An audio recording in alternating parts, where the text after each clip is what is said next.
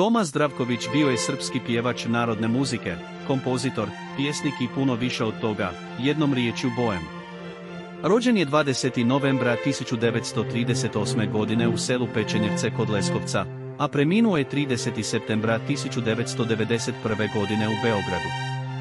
Iza njega su ostale njegove tužne pjesme i film Toma iz 2021. godine, koji je doživio veliku popularnost u regiji ali i u kinima širom svijeta.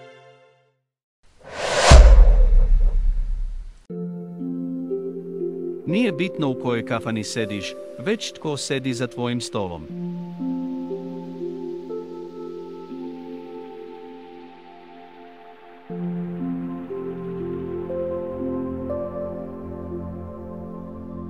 Prigovaraju mi da suviše pijem, ja kažem uvek može više.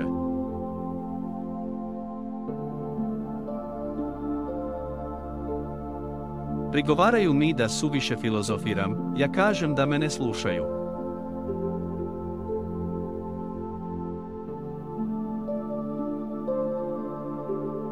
Samo onaj tko jutra dočekuje sam, zna koliko boli samoća.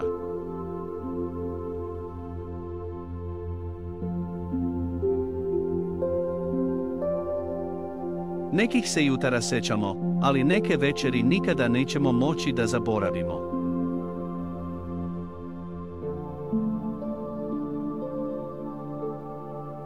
Po buri sećanja znaju da plove samo oni koji su pobedili vetrove koji su pokušali da ih potope. Prigovaraju mi da suviše pričamo kafani, ja kažem kada bi svi radili samo ono što najbolje umeju, cijeli svet bi ličio na jednu veliku kafanu.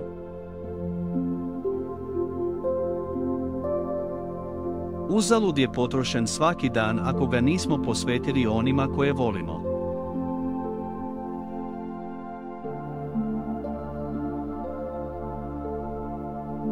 Da se nekada pri izboru pevača gledao izgled od mene nikada pevač ne bi postao.